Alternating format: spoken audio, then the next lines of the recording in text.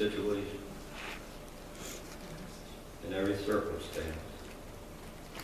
Sometimes we miss that.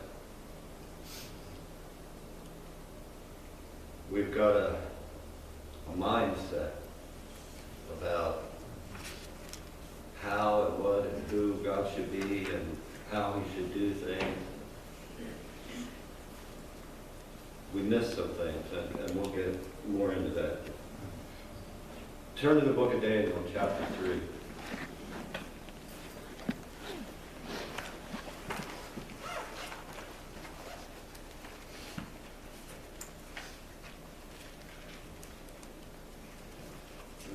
Go to the Lord in prayer. Father, I thank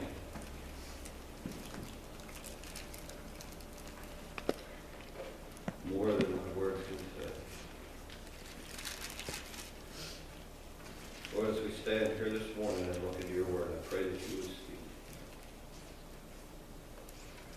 Use me, God, to deliver that which you would have to be delivered. Open our hearts, open our minds. Help us to take that in that you would have us to get and apply it to our lives. In Jesus' name, amen. Daniel chapter 3. This is really familiar. Everybody knows this, I'm sure. When King Nebuchadnezzar built the statue and required that everybody would bow down to this statue of him when the music would play. And we all know that there were three who would not bow, Shadrach, Meshach, and Abednego. And we're going to break into their story here. In Daniel chapter 3, we're going to break in at verse 13. The Bible says that, then Nebuchadnezzar, in his rage and fury, commanded to bring Shadrach, Meshach, and Abednego. Then they brought these men before the king. Nebuchadnezzar spake and said unto them, Is it true, O Shadrach, Meshach, and Abednego? Do not ye serve my gods, nor worship the golden image which I have set up? Now if ye be ready, that at what time ye hear the sound of the cornet, flute, harp, sackbut, psaltery, and dulcimer, and all kinds of music, ye fall down and worship the image which I have made, well. But if ye worship not, ye shall be cast the same hour into the midst of a burning fiery furnace. And who is that God that shall deliver you out of my hand? Shadrach, Meshach, and Abednego answered and said to the king, O Nebuchadnezzar, we ain't worried about it. That's not the scripture, but that's basically what they said. We are not careful to answer thee in this matter. We ain't concerned. We ain't worried about it. If it be so, I want you to get that. If it be so, our God whom we serve is able to deliver us from the burning fiery furnace, and he will deliver us out of thine hand, O king. But if not, be it known unto thee, O king, that we will not serve thy gods, nor worship the golden image which thou set up. Then was Nebuchadnezzar full of fury, and the form of his visage was changed against Shadrach, Meshach, and Abednego. Therefore he spake and commanded that they should heat the furnace 7 times more than it was wont to be heated. And he commanded the most mighty men that were in his army to bind Shadrach, Meshach, and Abednego, and cast them into the burning fiery furnace. Then these men were bound in their coats, their hosen, and their hats, and their other garments, and were cast in the midst of the burning fiery furnace. Therefore, because the king's commandment was urgent, and the furnace exceeding hot, the flame of the fire slew those men that took up Shadrach, Meshach, and Abednego. And these 3 men, Shadrach, Meshach, and Abednego, fell down bound into the midst of the burning fiery furnace. Then Nebuchadnezzar the king was astonished, and rose up in haste, and spake and said unto his counselors, Did not we cast 3 men bound into the midst of the fire? They answered and said unto the king, True, O king. He answered and said, Lo, I see 4 men loose, walking in the midst of the fire, and they had no hurt. And the form of the 4th is like the Son of God. Amen. Amen. Then Nebuchadnezzar came near to the mouth of the burning fiery furnace, and spake and said, Shadrach, Meshach, and Abednego, ye servants of the Most High God, come forth and come hither. Then Shadrach, Meshach, and Abednego came forth out of the midst of the fire, and the princes, governors, and captains, and the king's counselors, being gathered together, saw these men, upon whose bodies the fire had no power, nor was a hair of their head singed, neither were their coats changed, nor the smell of fire had passed on them. Then Nebuchadnezzar spake and said, Blessed be the God of Shadrach, Meshach, and Abednego, who has sent his angel and delivered his servants that trusted in him, and have changed the king's word, and yielded their bodies, that they might not serve nor worship any god except their own God. And we're going to stop reading there, and I want to make a few points. This is an exciting story. This is an exciting account about the power of God. This is an exciting account about what happens when we are faithful to God, when we refuse to bend, when we refuse to bow. Everybody's probably heard the song. They wouldn't bend, they wouldn't bow, they wouldn't burn. Now, this is an extreme example of what God will do for you, how God will deliver you out of any situation, any problem, any trouble, any trial. This is a very extreme situation. Odds are that most of you here aren't going to be faced with a situation like this. But each and every one of us has situations. Each and every one of us has circumstances. Each and every one of us has problems that we face, whether it be financial, mental, emotional, physical, whatever it may happen to be. We have things that come and try to destroy us, that come to bring us harm. Just as God was able to deliver these three out of that fire, He is able to deliver you out of whatever is going on in your life, out of whatever problem that it is that we are faced again. And here's the thing, over the years growing up in church, probably a lot of you have had the same experience that I have had. It has been said, it has been taught, it has been preached, that God will always come, and that God will always deliver you, that God will always bring you out, that God will always make a way for you to avoid this problem, this situation, this circumstance. They didn't avoid it. They went in the furnace. That's right. God didn't keep them out of the furnace. God was with them in the furnace. And though the flames roared, and though the flames were all around them, they didn't get burned. Not a hair was singed. Not even the smell of smoke passed upon them. They were in the furnace. Listen. We have to understand sometimes God will allow us to get in the midst of the thing. But what we have to also understand is that God will be there with you. God will enable you. God will strengthen you. God will give you what you need. There's a couple things we need to look at as we go into this. And I'll tie this all together as we go on, but I want you to understand something. There are those who will stand and preach to you and teach to you and tell you that if your faith is strong enough, that God will always get you out of the situation. Well, that's a lie. That's right. Amen. That's a lie. And we need to understand that because over the years I have talked to so many who cannot understand why they're going through this. If they trust God, if they serve God, if they believe God, how come I'm going through this? And they say things like that because they've been taught God will get you out of everything. But that's not the word. And when it comes along and they have this belief in them that God will get them out of anything, but they have to go through something, they begin to lose faith.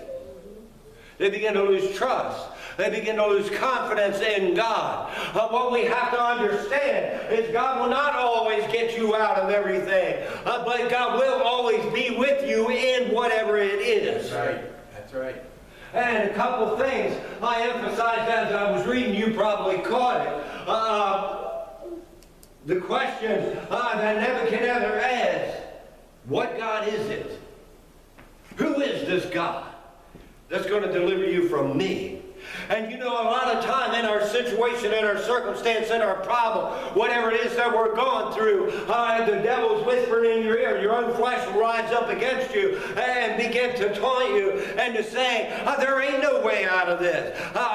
You look around, you seek help, you try to find some way. There is no way. Nothing can get you out of this. Nothing can deliver you. That's exactly what Nebuchadnezzar said to them. Who is the God that's going to deliver you out of my hand? And the world and in your situation, where in the world are you going to get the money to pay that bill? There is no way that that can happen. Where in the world are you going to get your next meal? There ain't no way that can happen. It's the very same thing. Like I said, this is a very extreme example. And I want you to think about, if God can do this, what can he not do? That's right. Amen. Amen. And he goes on here, and this is what I want you to get, a couple things here. Shadrach, Meshach, and Abednego said to him, I ain't worried about it. Pat kind of testified to that this morning. But listen to what they said. We're not careful to answer you. You don't bother me. I ain't concerned. But there's another thing they said. They didn't say, we know God's going to deliver us. That's right. They said, if it be so, That's right. God can. We have to understand how God works. How do I put this? It ain't about you. That's right. Amen. It's about him. That's right. What God does, in the end, is all about him. We think it's all about us. We think God has to deliver us because he loves us so much. God has to deliver us because we've been born again. God has to. No, it's about him. Listen, I want to tell you exactly what happened here. Why did he pull Shadrach, Meshach, and Abednego out of there? Why did he stay with them in the fire? Why did they not burn? Why did the smell of smoke not even get on them? Because God wanted to show his power to the people. That's right. It wasn't about Shadrach, Meshach, and Abednego. That's right. It was about God. It was about God showing his power to the people. And when God showed his power, what was the end result of that? God got the glory. God got the honor. So Shadrach, Meshach, and Abednego said, we're not worried about this. We're not concerned. We know that if God chooses to, he can deliver us. But if he don't, I'm still not turning my back on him. Amen. I'm still not giving up on him. We will not serve your God. If God chooses to allow me to go through this, if God chooses to allow this to destroy me, if God chooses to allow this fire to burn us up, we are still not going to serve your gods. We are still not going to doubt our God. We are still not going to lose faith in our God. We are still going to stand for our God. These are things that we need to understand in here. Most of the time I've heard this taught or preached. It's all about getting delivered. All about getting delivered. All about getting delivered. I'm going to tell you something. It's all about God. That's right. And that's what we need to understand in this situation and in the circumstances. Yes, I love the fact that God will deliver me. I love the fact that he will bring me out of my situation. I love the fact that he will bring me out of my problem. I love the fact that the problem can't have an effect on me. Just like the fire had no effect on them. Actually, you know what that fire did for them? It loosed them. It burned the ropes off.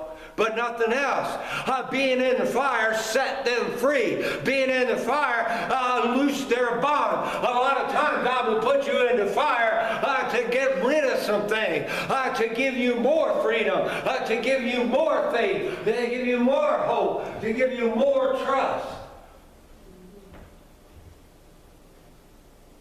Shadrach, Meshach, and Abednego knew who their God was. Paul said it this way, I know in whom I have believed. Do you know in whom you have believed? Do you really? Listen, I said in Sunday school, a lot of the church today is just serving sweet baby Jesus. Who are you serving? Are you serving the God that's always going to give you stuff? Are you serving the God that's not going to let you have a hard time? Are you serving the God that's not going to let you go through anything? A lot of Christians are. God let them go through stuff. I've got to tell you something. Although they trusted and believed God, although they had confidence in God, I can't help but think when they were getting tied up and they were heating that furnace and they could see them over there heating that furnace, their knees might have been knocking because they were still flesh. That's right. It's still in the flesh a hard thing to do. But The God they served was not just the God that they knew was just going to make it all go away. They knew there was a possibility this was it. It was all over. But even in that, they said this: if not, we still ain't turning our back on God. Here's the real point that I want to make, because I've heard this so much. God will always get you out of it. God will always deliver. God will always stop the problem, not let anything happen, not let anything go wrong, not let anything go bad. He does. But listen, I know I already said this, but I got to say it again before I move on to my next point that I want to make. It ain't about you, it's about God. The whole purpose of this thing for delivering Shadrach, Meshach, and Abednego was to display the power of God to the people, to display God's power to Nebuchadnezzar and to his governors and princes and all of them. And the end result of that was that God got the glory. God got lifted up. If you go on from where we stopped, even Nebuchadnezzar even made a decree that everybody better serve this God. God got the glory from delivering them. God got the glory from bringing them out. What would have happened had they burned up? What would have happened? Would God allow them to die in that fiery furnace? In this instance, God used that situation to show his power to the people.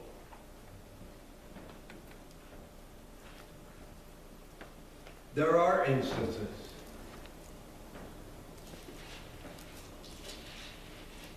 God will show his power in his people. Turn to the book of Acts, chapter 6.